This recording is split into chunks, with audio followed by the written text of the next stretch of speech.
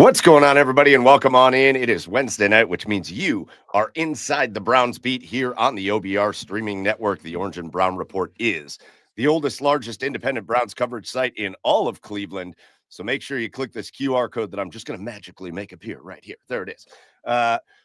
Click the QR code, get over to the OBR.com, hit subscribe, and you can become a part of that network, the OBR, and really just one of the best Browns communities that you're going to find. All the message boards, all the inside information, and all of that. It all happens at the OBR.com, plus here on the OBR streaming network. So whether you're watching us on YouTube or Twitch or wherever you're at tonight on this beautiful wintry December Wednesday night, here in Cleveland, we're glad you're here, and we look forward to just a great show with you tonight. With you, as always, I'm your host, Mike O'Keefe. Joining me, my co-host over just a little further west than me, Fred Greetham. Fred, back at it. It's full on winter now. It's full on winter, and we're approaching the end of this Brown season.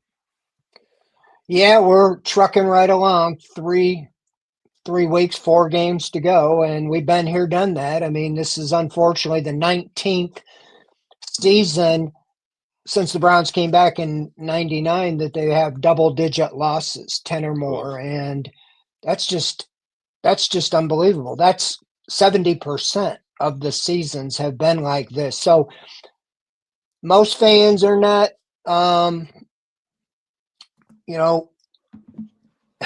this isn't new, unfortunately. And I don't know what the expectations were this year, but I think they were higher than what we've seen. And Yes. They have a full-on shot at duplicating last year, which Jimmy Haslam said in training camp that wouldn't cut it. So I don't know. You got the next 3 games, teams trying to make the playoffs, so they're going to give it their best. 2 are on the road.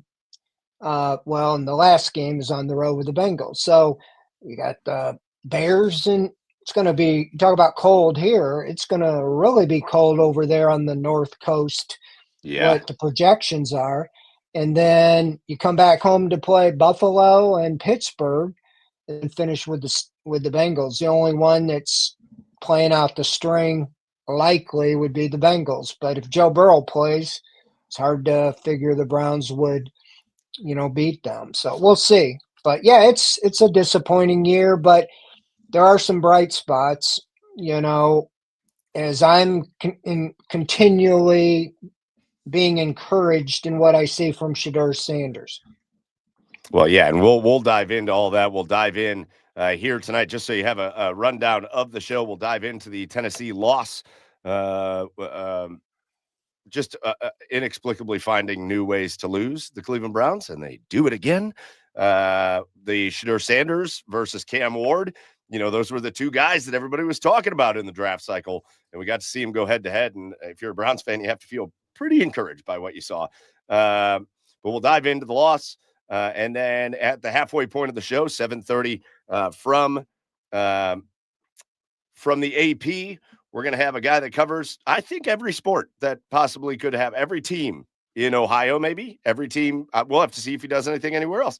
But Joe Reedy is going to join us to talk about what he thinks about just the Browns situation. Again, 3-10, the 10 losses. That's tough, but also this upcoming game they've got against an improved Chicago Bears team. And like you said, Fred, a team that's going to be fighting for the playoffs. And again, I think if you're the Browns, I think you just have to stop looking, Fred. Let's go here before we get into this game against Tennessee, Fred. I think here's a good way to look at the Browns from here on out. I think we have to stop looking at what the other teams are doing, what situations they're in, how good or bad they are. It just doesn't seem to matter. You can beat the Green Bay Packers one week, and you can lose to the New York Jets and the Tennessee Titans all in the same breath. So who knows what the Browns are going to do or trot out there. But that's that just model of inconsistency that they are. You just never know if they're going to put it together one week or if they're going to just do anything they can to sabotage themselves and lose a game the next. That's the fragile team, Fred, that you've talked about all season long. Yeah, I was going to bring that word up again because we saw it the other day. and special teams. That opening kickoff, Kevin Stefanski does what he does. He wins the toss and defers, and many times puts the defense on the field, or they're behind the offense, which has been challenged. And you take the opening kickoff, a guy they talked about all week, really dangerous, best returner in the league, a rookie, Yep. Dikey or Deaky, DK. and he goes 41 yards right off the bat. They're starting in Browns territory, short field, touchdown. They're behind 7-0, right off the get go. Had the block punt late in the game, which led to a field goal, which was the difference in a 2-point loss. And, just something goes wrong and they have a tough time overcoming it. The offense played the best probably of the season. And when the defense let let Tony Pollard go off on them. I mean, last time I looked, that wasn't the second coming of Jim Brown. They kept No. Derrick Henry in check. They kept Christian McCaffrey in check. And a guy named Tony Pollard with the Tennessee Titans, a one-win team, runs for 161 yards. At a 65-yard touchdown run, 32-yard touchdown run.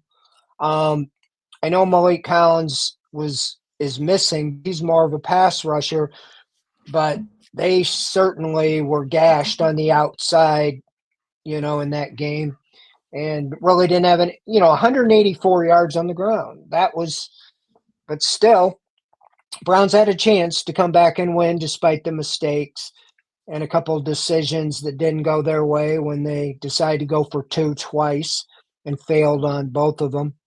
Took some points off the board that probably would have at least sent the game to overtime if you just did the conventional thinking and kicked the extra point. So, yeah, all the way around, at this point, you know, does it matter really? There's more people probably now rooting for losses than wins, if you where they're at, whether you win 3 games, 4 games, whatever.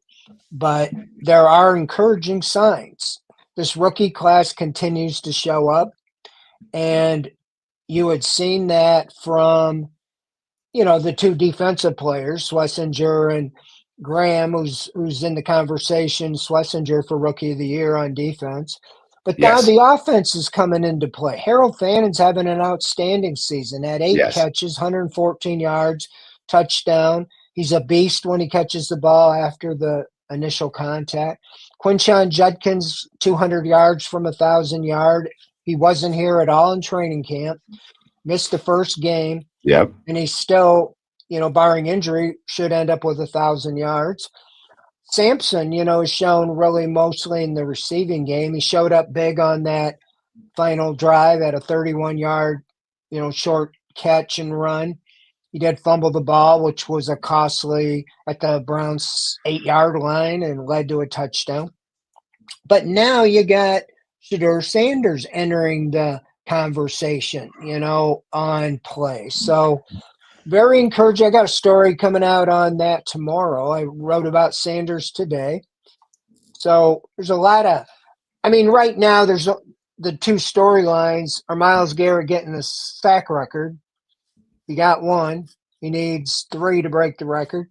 And Shedeur Sanders, will he play well enough to make the Browns not go after a quarterback with the first pick? A lot of it depends on where they end up, in the draft. But to me, those are the storylines going forward. You want to see progression and getting better and better. And, you didn't see that as a whole, but you saw bits and pieces in the game against Tennessee. Can't overlook losing to a one-win team. Let's let's go to some of the reasons they lose before we jump into the conversation that I think everybody is ready to have, and I think there's two of them. But obviously the quarterback, and then I think the play calling and Kevin Stefanski and the coaching staff, and kind of what you brought up with Jimmy Haslam saying 3-14 isn't going to cut it again, and here we are at 3-10 and facing not the easiest end of the schedule. But you go to this Tennessee game, and really for one of the very few times, and again, we can say a very rare thing happened in this game and a very common thing happened in this game. The common thing, like you said, special teams blunders all over the field again.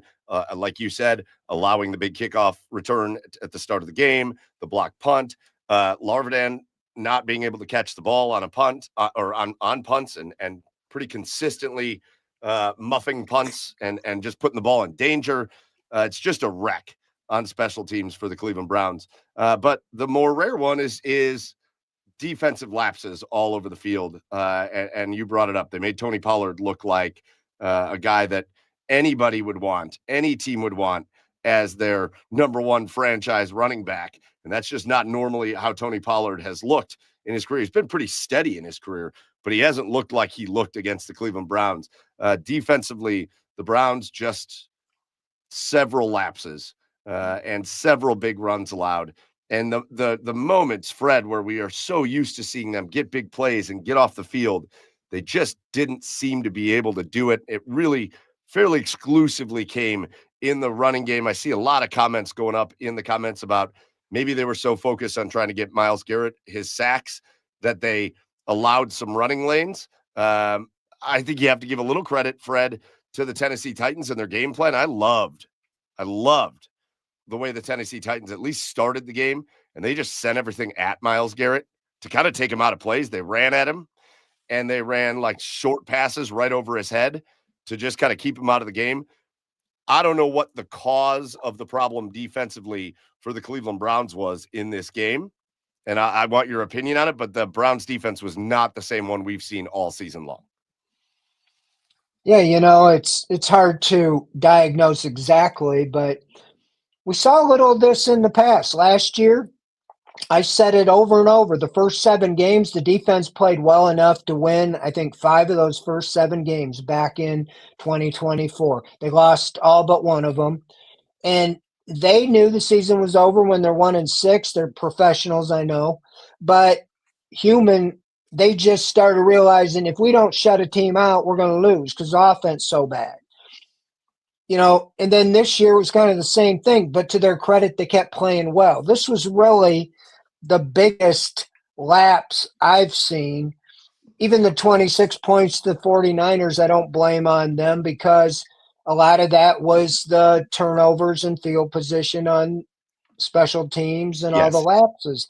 But, yeah, it was uncharacteristic. But the Titans, I think they heard so much about Myles Garrett going to set the record. They said, well, if we run the ball, he can't get a sack record. And just like you said, they got some early success and they just kept pounding it and pounding it. They averaged 5.3 yards a carry, and they went to the outside in the zone scheme. And the edges, Garrett, Wright, McGuire, whoever was out there, they weren't able to set the edge or turn them in, and they just kept doing it and doing it over and over. And so there's your recipe. You're going to see, I'm sure the Bears do that this week, and until the Browns figure out how to stop that, whether it was an anomaly or a one-off, you knew that, they knew going in the game they were out of it. They're 3-9. I think they're thinking, even though they're a 3-win team, they're taking on a 1-win team. And I Right. think there's a little bit of the human nature thinking, we're gonna do to this guy what we did to the Dolphins, and just swarm them under and the Raiders, a 10-sack game or something like that. Because here you got Cam Ward who'd been sacked 48 times, and so many times when it's like that, it doesn't go that way. And it didn't go that way. They had one sack against Cam Ward, who had 48 coming into the game. And so, yeah, to their credit, they ran the ball, they committed to the run, and they took Garrett out of the game, and that led them to ultimately the win because of a broken tackle and Pollard 65 yards and a touchdown. Same thing after the Sanders interception. They start on the 38.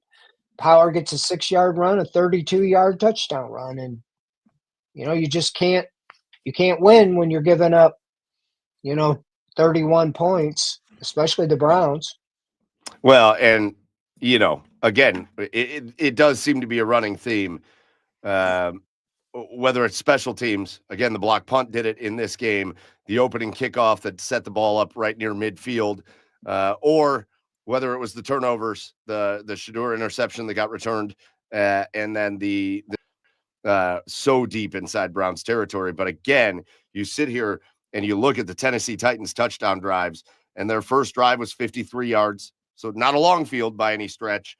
They did have the 65-yard one-play run, so that's not necessarily a drive. It's just a play. And then their other touchdown drives for the Tennessee Titans, 3 plays, 8 yards. That's after the fumble. The block punt resulted in a field goal, so there's a 10-point thing right there. That was what that they went 4 plays, 6 yards, and kicked a field goal. And then their other touchdown drive was 38 yards or something like that. So again, 17 points coming on drives of less than 40 yards, and 24 points coming on drives about 50 yards or less. So there's well, you see it. I don't even, it's a bad way to even say it. This is a great Cleveland Browns defense. It doesn't matter, though. If you're setting up the other team at the 8-yard line or the 18-yard line or the 38-yard line or the 50-yard line, you're going to not be successful most of the time. And the Browns just consistently find a way to do that. Yeah, early I noted that they were having trouble. They'd be 3rd and long against Cam Ward, I think, on that opening drive, and he kept converting, 3rd down, 3rd and 10, 3rd and 11. Yes. You thought here comes a sack, and boom, 15-yard pickup. And, for the most part, we've seen it all year. You look at the one big drive they needed to win the game, stop against the Vikings. They gave up an 80-yard drive to Carson Wentz and lost the game. But most of the time, they've been consistent throughout the year, but they certainly broke down the other day, and they were a big key. The special teams and the offense setting them up with the turnovers did not help, but they didn't have their best game by any stretch, especially in the run game. I mean, it was just, and you would think your game plan would have been, let's totally go all in to stop the run and make Cam Ward beat us. And they didn't have to rely on him. He only threw, maybe 20 passes or something like that. It was like 114 yards or something like that. It was very pedestrian. And but it was all, I mean, when you got a running game like that, you can't stop them. Now, they did stop him at the end of the game to give the team a chance, and the Browns then drove the field with another long touchdown drive and had a chance to tie it, send it into overtime, but failed on that. So, yeah, I mean, inconsistency. I mean, I guess that's what you get. You got a younger team. You're 3-10. That, I don't know. They're human, and why they just didn't look the way they had all season. Be interesting now. You play the Bears, who they're going to come in with the second best running team, so everybody's going to say they're going to just run all over the Browns after last week. And sometimes then it goes the other way. You go, whoa, now where was that? And the Browns shut them down. I don't know, but it just is the lack of complementary football. When they have done it very few times, they won. Right. Very few. An exact few amount of times. 3. Fred, let's go to the things that everybody's going to want to talk about from the game. And that is, you got a chance to see, we talked about Cam Ward. It was a good transition there. The Cam Ward, Shedeur Sanders thing, we got inundated during the draft process of those two guys and videos of them working out together and kind of razzing each other and how they play. And, again, right or wrong, you had a lot of people saying Cam Ward, Shedeur Sanders, 1-2 in the draft, all that. We know how everything, all that. But, man, in the battle of the number 1 overall pick in the draft and a guy that the Browns took after every team had passed on him at least 5 times, Shedeur Sanders, Fred, looked pretty excellent in that game. Certainly some areas to clean up. He didn't look perfect, but that can't be the expectation. And I do think I'm going to get on my soapbox here a little bit because this is going to drive me crazy about this conversation. We have to be okay with a guy that has a good game and just calling it a good game without always having to come back and say, yeah, but he could have done this different, or, oh, but he did that. Yeah. Shedeur had a couple moments that were not great. That interception was horrendous. That was a very bad decision. Again, he took a couple sacks for 10 or 11 yards that you just would love to see him be able to get away from those big, long sacks. Having said that, we don't need every time he does something good to bring up something bad that he does in a game of, do we think he played pretty well? Yeah, Shedeur Sanders played, I think, really well in that game. And I think Shedeur Sanders, Fred, in my opinion, is the number one reason why the Browns had a chance to win that game after we saw the struggles on defense and after we saw the struggles on special teams. There was life breathed into that offense by Shedeur Sanders. It was a very, very promising Sunday afternoon on the shores of Lake Erie at the quarterback position. Absolutely. I mean, it turned out to be the third best performance rookie quarterback for the Browns, and he did some things that hadn't been done since 1950, account for like 4 touchdowns, stuff like that. But what impressed me the most, Mike, was with 6:17 to go, down by 14 points. He led the Browns on 2 long drives for touchdowns, 80-yard drive and a 66-yard drive. I think in that time, he threw an incomplete pass on the first play of the first drive. But after that, he was 9 for 10, 109 yards, a touchdown pass, and a touchdown run. That is where games are won and lost. You look at the average NFL differential, I think the last time I checked, it was about 6 points, So almost every game comes down to that last drive. You either win it or lose it or have a chance one way or the other.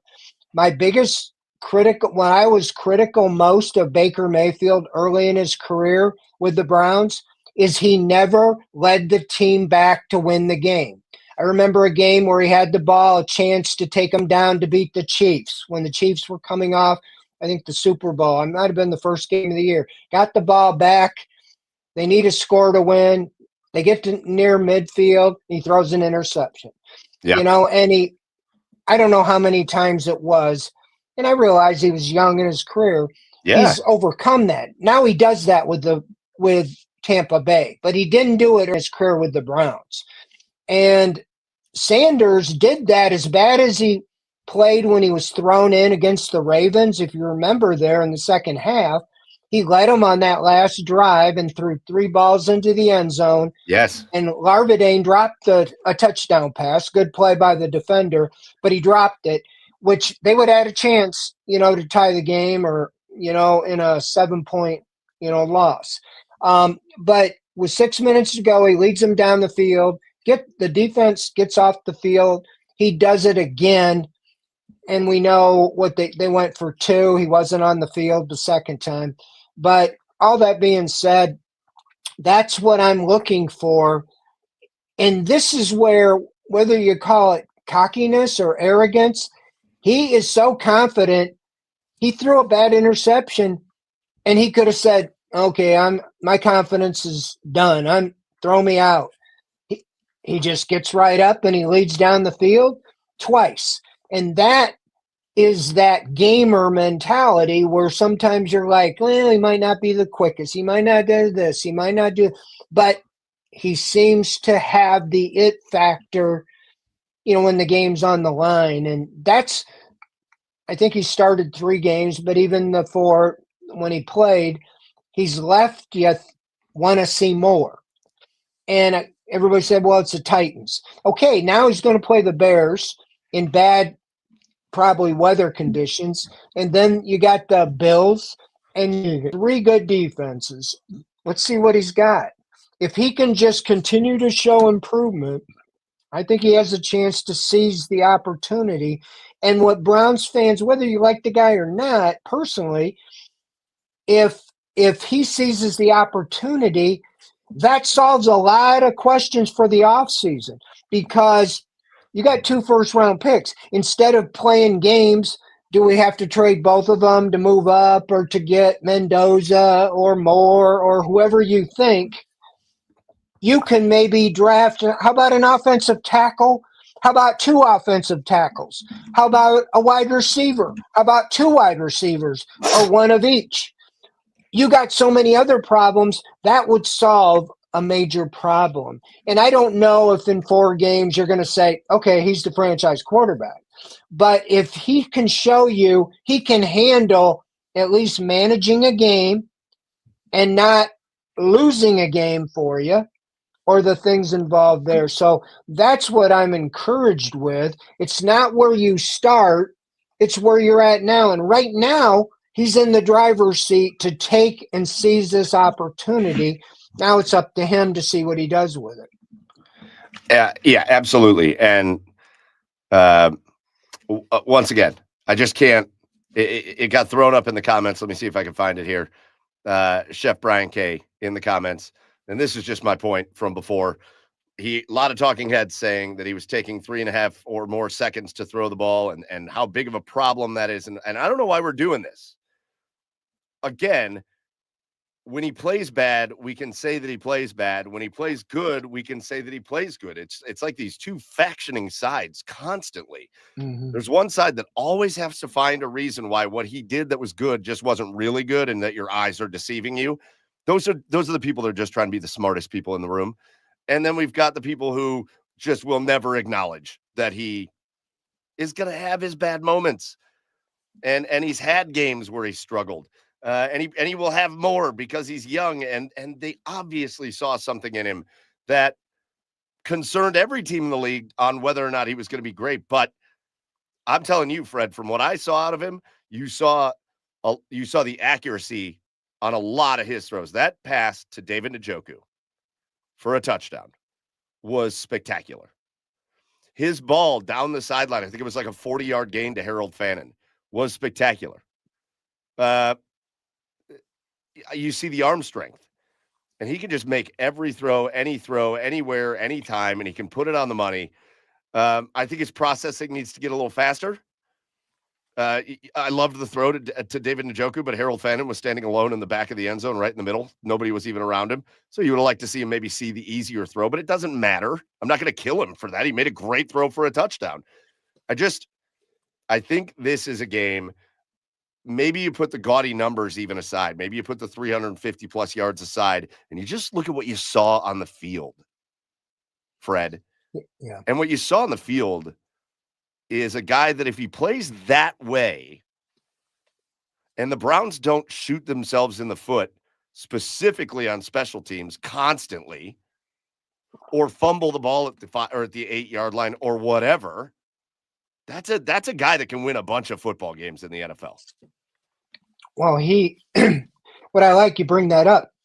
We talked to him today, and he smiled and he said, he's figuring out when the play's over and getting rid of the ball, instead of taking the sack. He had a couple of them and the bad interception, but he is learning, and he's now seeing how that sack is like a turnover or an interception is game changing. And he's seeing it's to live for another down. And so we'll see if that translates on the field. But he's shown enough now to, like I just said, he can make the play that's needed to win the game. And that's the biggest thing when it comes to an NFL quarterback. This other stuff, he is learning. He is doing way better than what I saw him in training camp, at some of the first practices, that they couldn't tackle him, but they were on him every time, even on scout team. And so I do think that more confidence with the way he plays and, the entire aspect of that. So, and, as far as, I don't know what else to say. I just want to see more and see, what he can do.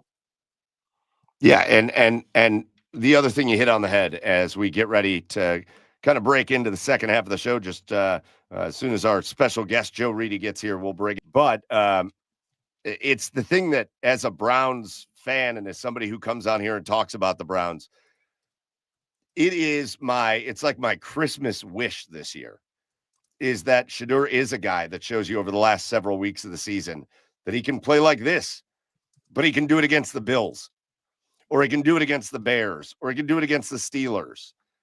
And he gives you a little bit of confidence going into next year, because I'm telling you, if they've got enough holes on that offense that if they can do what you suggested in the draft, Fred, it's the night before Christmas. It's the visions of sugar plums. I'm not having visions of sugar plums. I'm having visions of two receivers and a tackle with the first 3 picks in the draft.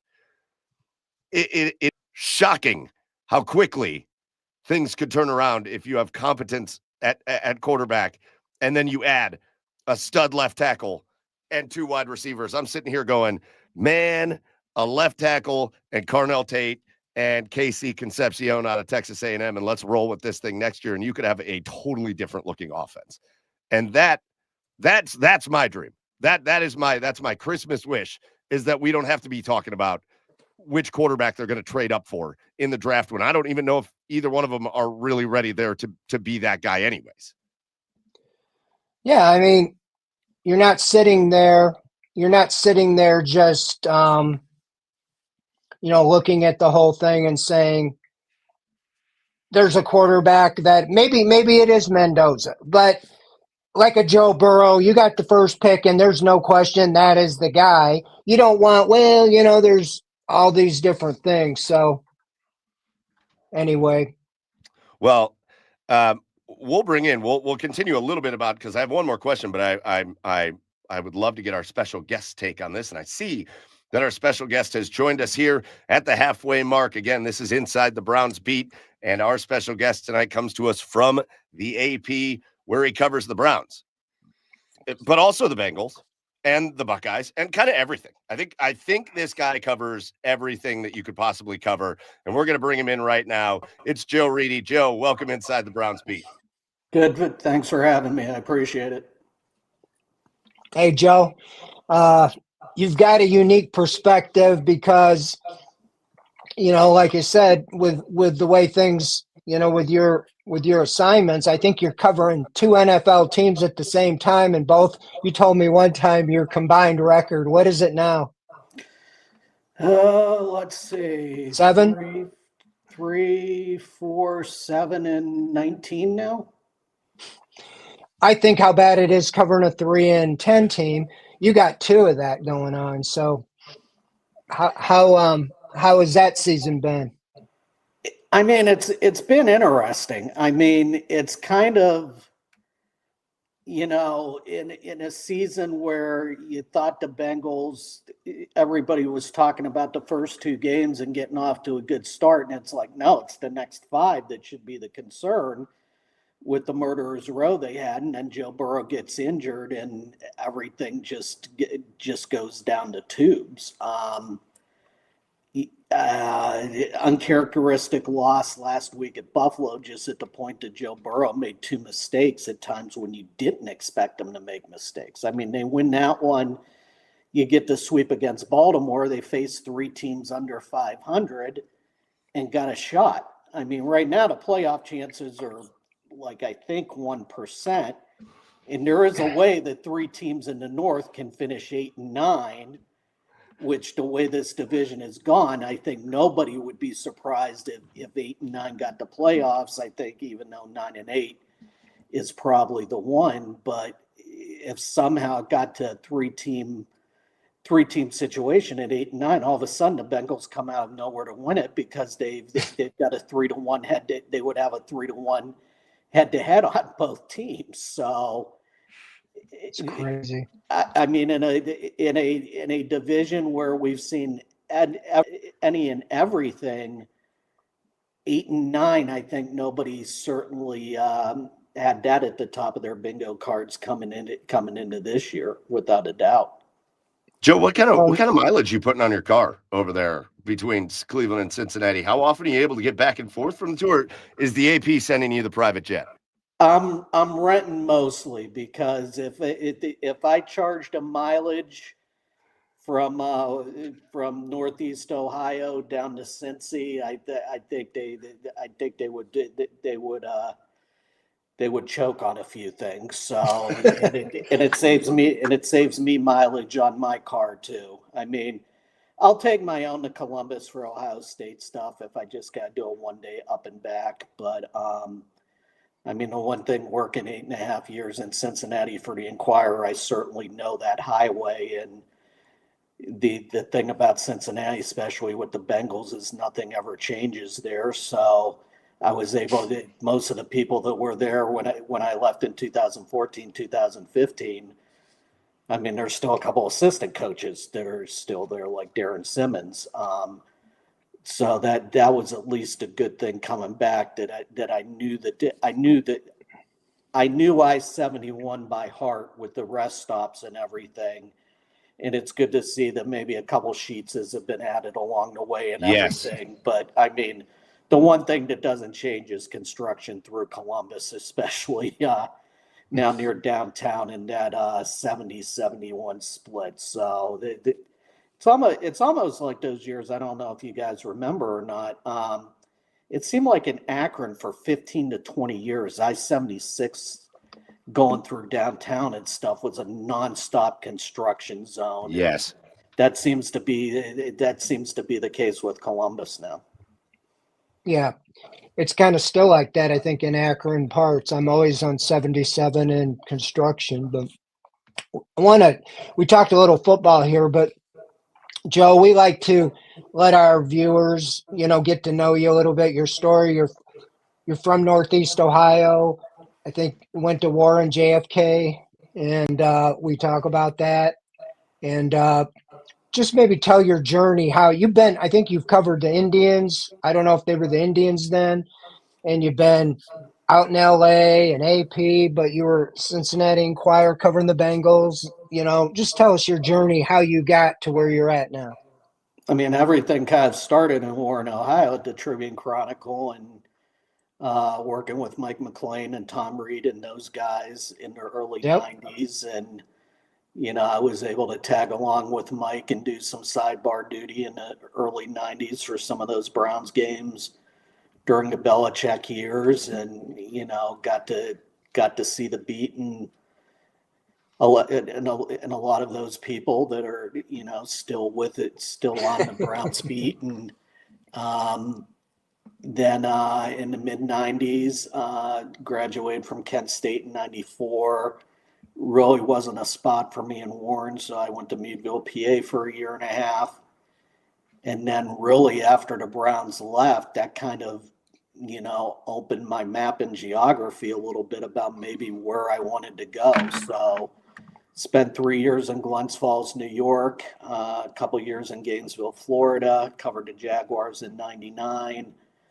And then went mostly the managerial and editing and design route. So I worked in White Plains, New York, the Hampton Roads area in Virginia, and then Palm Beach.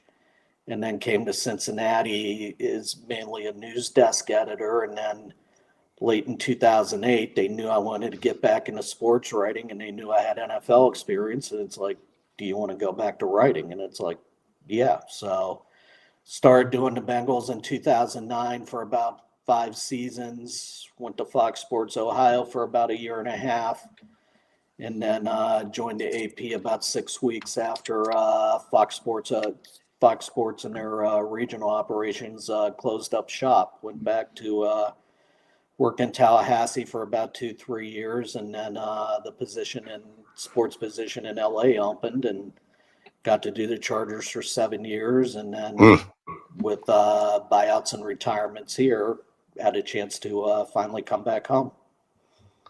And home you are. So, Joe, you joined us at a good time, because obviously, if we're talking Browns, we got to be talking about the quarterbacks, and that's what we were talking about. But I want to hear you and Fred discuss this, because obviously we've touched on what Shedeur did and the way he looked in the game. But I thought this was a fascinating conversation that I was kind of watching play out online today, and I want to get your guys' take on it. Much has about where Shedeur was placed on the depth chart and the reps that he was or was not getting, and how Kevin Stefanski was handling that. And we had people screaming about his preparedness and all that kind of stuff. But I think what you saw, especially this week, but really the last couple weeks out of Shedeur Sanders, is a guy who looks much more prepared for what he's seeing out on the field from what we saw when we were seeing him in the preseason and when we saw him early make that debut against the Ravens. And it feels like there's a guy that's much more prepared for what NFL defenses are throwing at him and for what his offense is trying to do around him. So I saw a lot of people kind of fighting about who gets credit for that. So should everybody get credit for it? Should Kevin Stefanski get credit for the way they've handled him? And Tommy Rees should, obviously Shedeur, I think, should get plenty of credit, but kind of how do you view the way he's progressing? And were people maybe early on in this season just overblowing something that wasn't really a big deal?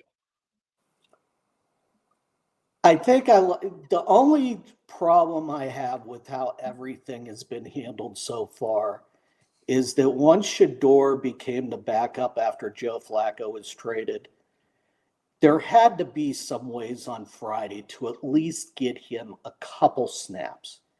You didn't have to give him a full drill or anything, but at least a couple snaps during those fast periods on Friday to get him some experience with the first team, so that when what happened at Baltimore did happen, because the backup quarterback, it's like the vice president, you're one heartbeat away from getting in there.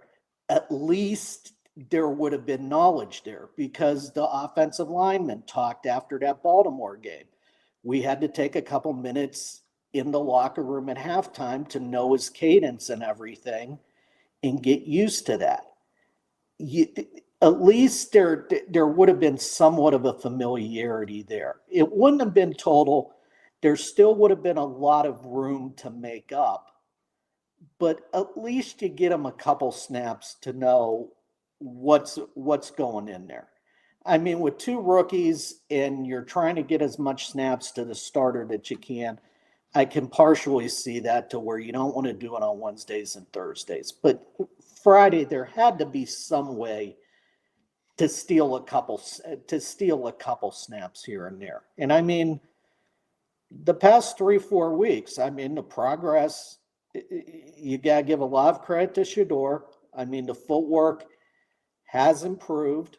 It's not totally there yet, but it has improved. The lofting it up and throwing it just down the middle of the field to where it was easily picked off kind of still shows the danger that we saw at Colorado and some of the concerns we might have had early in the season. But the kid threw for over 360 yards in horrific conditions. I mean, back at the old stadium, like when my family had seats in the upper deck, we loved games like that in December because we had a roof over our head and we didn't have to worry as much about the wind and be dry. In the new stadium, there's no protection whatsoever. So the fact that he threw for that amount of yards, and also he's given the receivers the time to make plays. When he's throwing those screen passes, they're coming out quick. He's getting it to an open space, which is something we might have seen the first couple of weeks with Dylan Gabriel, but we didn't see it a lot afterwards. And I think that's the impressive thing so far, is that he's putting the ball in the right place. He's layering it well, but he is allowing his receivers the opportunity to make plays. Yeah, I mean, we talked about it earlier, but I agree with you on giving him some reps. When they made the decision to make him the backup, you knew he was anytime, and it was going to be with the concussion things now. They can call down anytime and call guys off the field. So that was a very vulnerable position, and you put him in there. But even in that game, that last drive gave you a promise that he threw the ball downfield. He threw a touchdown pass, any way you want to say it. It was right in Larvadane's hands, and he had the ball knocked out. So you've seen the growth now 3 weeks in a row. What do you think it would take to feel at the end of the year that they don't need to address the quarterback position? Or do you think they will need to no matter what? They'll need to no matter what, because is Dylan your backup? You know, depending who you talk to, Deshaun Watson's going to be back or he may not be back. It's not going to be a total quarterback. I don't think it's going to be a total quarterback room makeover like what we saw this year, where basically it was totally new. There will be at least one or two. There will be at least one person back, possibly two. But you're gonna. I don't know if you still go in saying he can be your guy. I think the only way he is your guy is if he has a Joe Flacco 2023 finish where he averages 300 yards and you go on a 4-game win streak to end the year. Then I think it's like, yeah, yeah, he's definitely our guy. But I mean, just to show the progress that he's made in 3-4 weeks, he's gone from a Blutarski during the second half against Baltimore to 0.0 passer rating to where during the first half of this game against Tennessee in lousy conditions, he was at a perfect 158.3 for about half a quarter. So, you know, the athleticism's there. I think Tommy Rees's play calling, you know, the quick screens and stuff. We've heard from scouts throughout that he layered the ball as well as anybody in the draft, and he's showing that. So there's definitely progress there, but I think you got to take a look at this roster from top to bottom, and you also got to build on what I think what gets underwhelmed, especially in a season like this. This was a damn good draft class. This is going to probably be one of the top. It'll be the top draft class since they returned in 1999, but you know, 3-4 years down the line with the potential of what these guys could make in second contracts and everything, this draft class with the way they're progressing and everything is going to be making a whole lot of money down the line here. Yeah, I mean it's they were getting the contributions out of everybody but the quarterbacks. And now you're starting to get the quarterback in the conversation.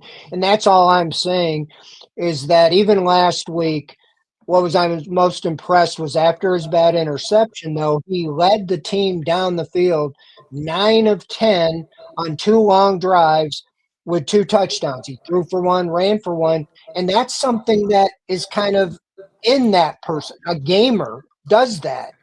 And if they can continue to help him correct getting the ball out quicker and all those other things, the bad sacks and this and that, that would make you going into next season or the off season so much better off when you could maybe go draft a tackle, or how about 2 tackles, or how about a wide receiver, or maybe 2 wide receivers, and not spend the whole off season chasing a quarterback again. I understand if they really like one at the top, they may take one. But I'm just saying when you look at the outlook, it does change everything with all those young playmakers on offense beside the defensive rookies. You really could. But all you have to do, it told me, is when you go get Jamar Chase and T. Higgins and you throw Joe Flacco in the mix, all of a sudden he looked like a good quarterback again. And you look at the weapons or lack of weapons here, you're like, well, was Flacco the same guy? He just didn't have wide receivers that could catch the ball. Yeah, this team does not have a number 1 wide receiver. There's a number 1 wide receiver listed on the depth chart, but the number 1 receiver is a tight end. But as far as actual wide receivers, there is not a number 1 wide receiver on this roster.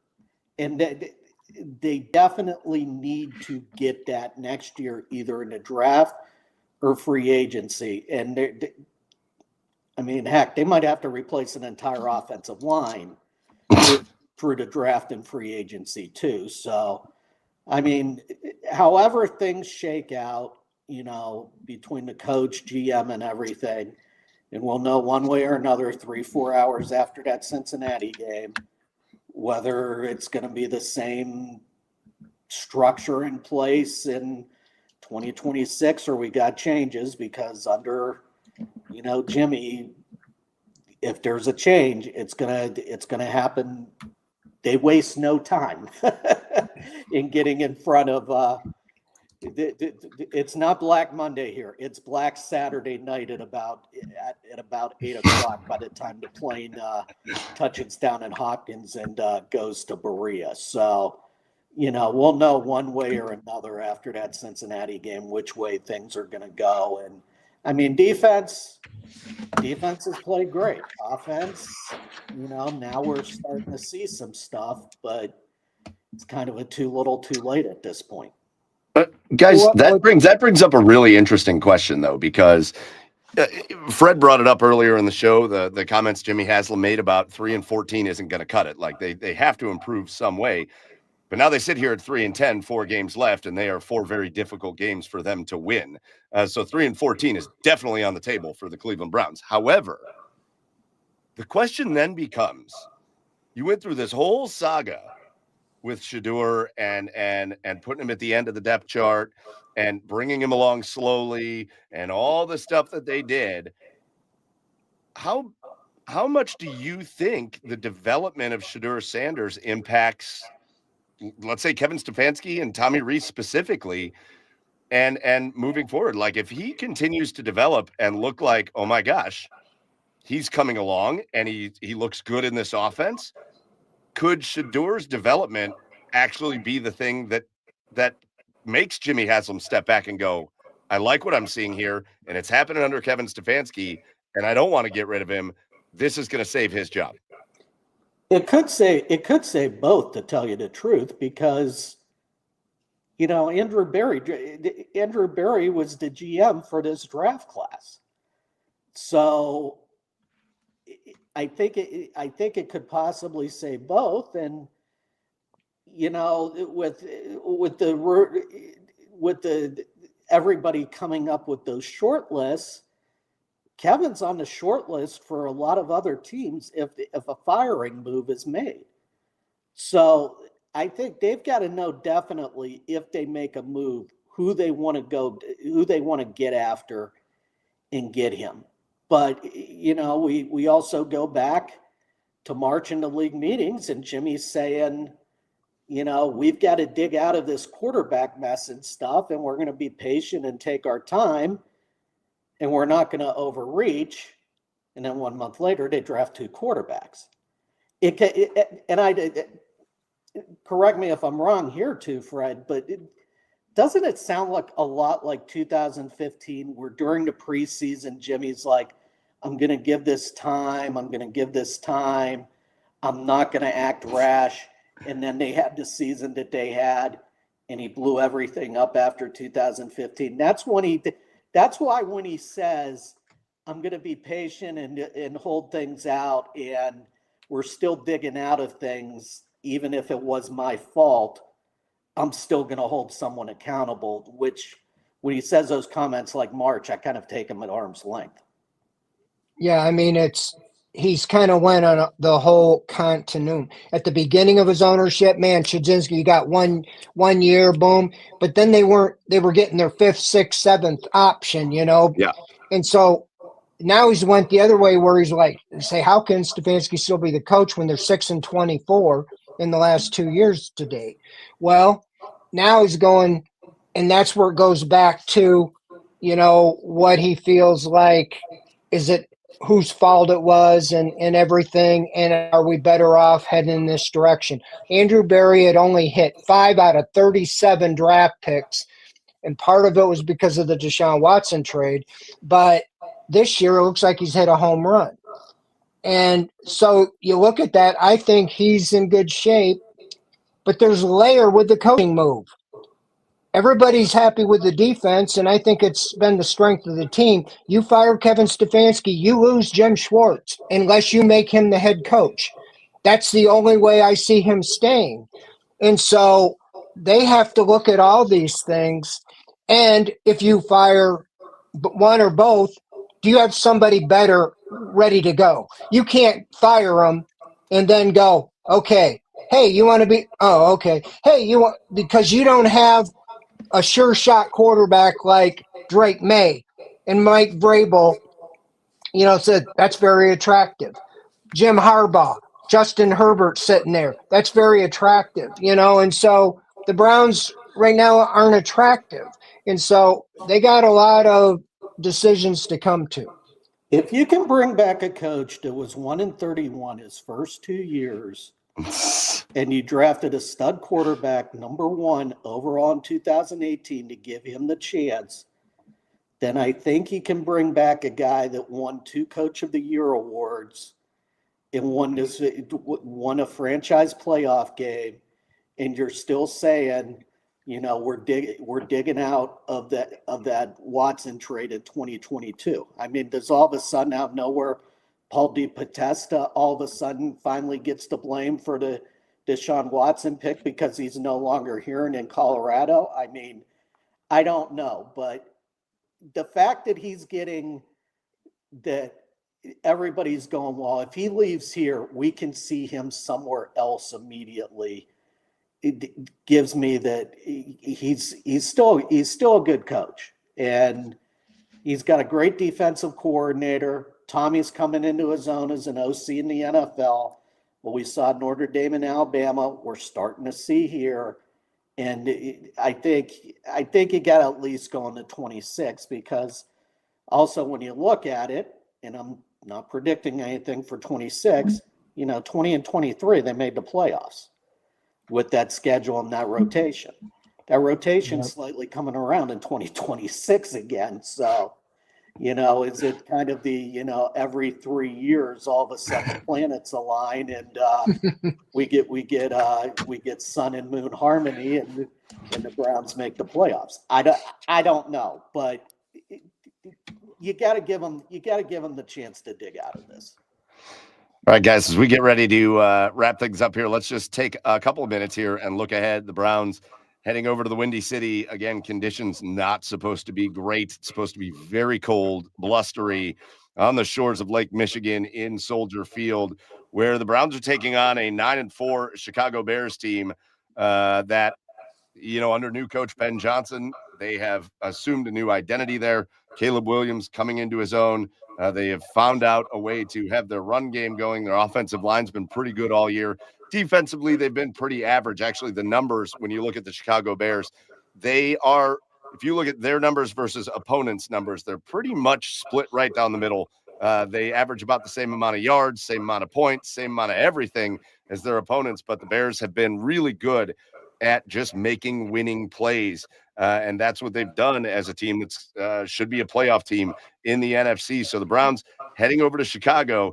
Again, we're at the phase of the year this year, guys, where it's not really about do we care whether the Browns win or lose, because at this point, who does care? 3-10, it's not like it's going to matter for this year, but what are we looking for out of the Cleveland Browns this week in this matchup, and how do we see it going? Last time the Browns won in Chicago, and they rarely go there. I mean, it's the once every 8 years now. Before then, it was like once every 20 years, it seemed like. They haven't won in Chicago since 1969, and I think they were playing at Wrigley Field back then. Yes. So I don't think they've ever won a game at Soldier Field, unless it was a college all-star game or something when they played those, unless they played those back then. Very blustery conditions. I think with Shedeur's decision-making and everything, it will be a great test this week, not only with the win, but this is a Bears secondary that leads the league in interceptions. Yep. I think if Sampson's healthy, you got to have nice depth in the running game with the two running backs. But the thing that scares me is Chicago's got a great 1-2 combination in running backs with Swift now, and also the 7th-round rookie out of Rutgers, who had him against the Bengals in what was a crazy finish, but the Bengals ran all over him until Caleb Williams made that great pass, and 2 Bengals couldn't tackle him in the open field. So I think it's going to be a tough one for the Browns. Probably Chicago 20-17, I would go with right now, because Chicago's still got a ton to play for, half a game out, and plenty to play for facing Green Bay the following week. Yeah, I think it's going to be tough. I mean, they're ball hawks, 18 interceptions. That's nearly double what the Browns have. But the reason, even though their defense has given up a lot of yards, number one, the NFL in the turnover ratio, they're plus 17, and that comes down the difference. They got a great running, and you think the Titans came in with a kind of a poor running game, and they put up 184 yards. They got to be licking their chops. They're averaging 152 yards on the ground, number 2 in the NFL. So Jim Schwartz is going to talk to a couple of the defenders today in the locker room, and they're like, he lit us on fire, and he should, on that. The running game defense was atrocious last week. So, that's what's got to change, because they just run anywhere near that. Again, you're going to be behind the 8 ball. But I want to see Shedeur against a top defense, and then the next week against the Bills, and then the Steelers. So he's got 3 teams fighting for playoffs that have solid defenses, ball hawking defenses. And this is really going to be able to measure a little bit. Okay, he does have the moxie, and you can see where this could be going, And so that to me is what it's all about. I don't see the Browns winning this one at all at this time of the year, because they found ways to lose even games they should have won. But then again, they'll win a game maybe that you didn't expect them to win, but I don't think it'll be this week. Also in a passing league, when's the last time we've seen a team average 155 yards on the ground? Right. That to me is extraordinary that a team can do that. It's like the monsters of the Midway on the ground now instead of defense. Well, what's nice is they revamped their offensive line when Ben Johnson came in there through the draft, but in free agency. And so that gives hope to the Browns. If they don't have to spend the whole thing on the quarterback, maybe they can revamp this offensive line on the fly, along with some top wide receivers. Yeah, Thuney was a nice pickup for them, which that was the first or second pickup they made in free agency. And I think they did 2 or 3 offensive linemen they signed on day one. So that really showed where they were going to stress things. Well, they drafted a left tackle, who's starting. We've got a name for this game that we like to talk about on my other show, with the Packers looming for the Chicago Bears. This could be a trap game. Watch out, trap game. This is trap game alert, and this is a really good Cleveland Browns defense, even though they didn't perform well against the Titans. I would certainly say the performance of the Browns defense against the Titans is a one-off. We've seen them play consistently great all season long. We have seen some signs, though, running back-wise, because before the Tennessee game, Breece Hall, there were a couple missed tackles in the second half of that Jets game. There was like a 3-4 week run there when backs were getting over 100 scrimmage yards. Derrick Henry, Breece Hall, Jenny had 100 scrimmage yards. It wasn't on the ground, but the back were still getting their yards. So I don't think Williams throws it as much to the backs like maybe those other QBs were, but there were some signs leading up to this past Sunday. Well, we will find out what happens Sunday at 1 p.m. in Chicago. Joe Reedy, it's been awesome having you from the AP. Again, you cover the Bengals, you cover the Browns. Here's my last question before I let Fred get the last goodbye into you. But you also cover the Buckeyes. Are we looking at the same thing this year as what happened last year? A tough loss last year right before the playoffs started, and then the Buckeyes just went on the monster run. They take the tough loss to Indiana in the Big Ten championship. Are we ready for a monster run out of the Buckeyes? I would love to see a rematch, but if it's Texas A&M, Ohio State in the Cotton Bowl, I mean, they didn't have home field last year in the Cotton Bowl against Texas. I'm wondering with this year, but I think the fact that they finally got punched in the mouth on Saturday, and I know you guys are going to have Paul on in about an hour. He sounded utterly dumbfounded and incredulous when the kicker missed the 23-yard field goal. So, it's the Mike Tyson theory. Everybody's got a plan before they get punched in the mouth, and they got punched in the mouth last week. So we'll kind of see how it goes. But at least they got the bye this time, and I think teams have learned now with that bye how to manage things. All right. Well, Joe, it has been awesome having you on. We really appreciate it. Again, go follow Joe Reedy on X and on the socials and read his stuff from the AP. Joe, it has been awesome having you on. We appreciate your time, and we look forward to more of your coverage of the Browns, the Buckeyes, and hey, we'll even check out your Bengals stuff every now and then. No problem. Thanks again for having me. Great to have you on, Joe. Appreciate it. Thank you. How about Joe Reedy from the AP? What a good time that was, and good perspective. I wonder, Fred, you've been around those guys. When it's Browns Bengals week, do they? I meant to ask him this. Do they not talk to Joe that week? He like kind of an inside guy for either side. I bet both teams kind of keep him at. Come on, you got to watch your secrets there around Joe that week. Well, I don't know. He was well respected. I believe he was like the top beat writer. He would have been like you name the ones here when he was at the Cincinnati Enquirer. He had shows and I don't know if maybe the front office people remember but I don't know about the turnover with players. But no, I don't think it's like that. Most of them don't worry about what the Browns are doing anyway. So.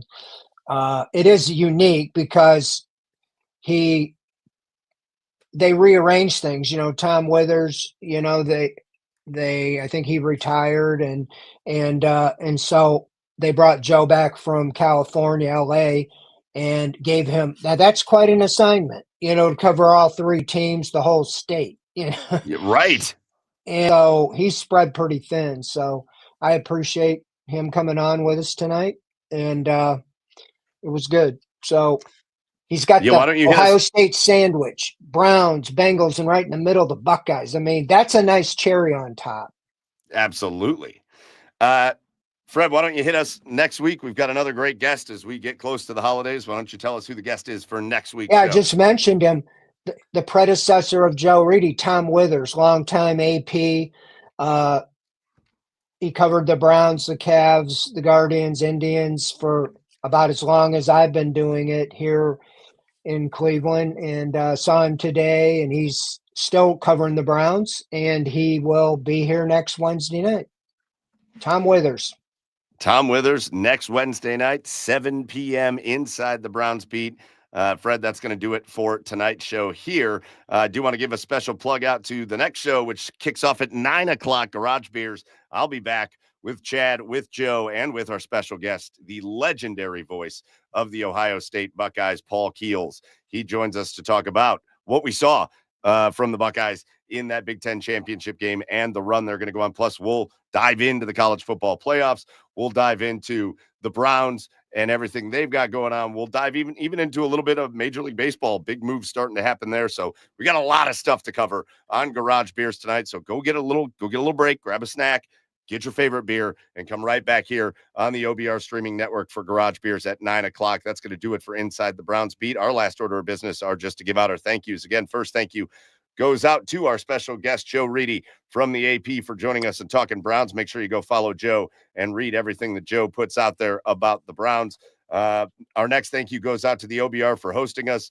Again, the OBR, I'm going to put it up. Again, the magic QR code about to appear.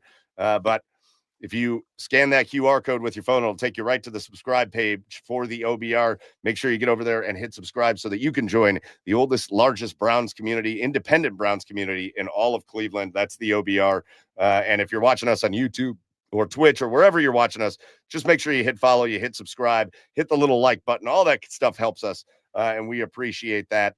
Our last thank you, though, as always, goes out to all of you that joined us tonight. Again, the comments were great.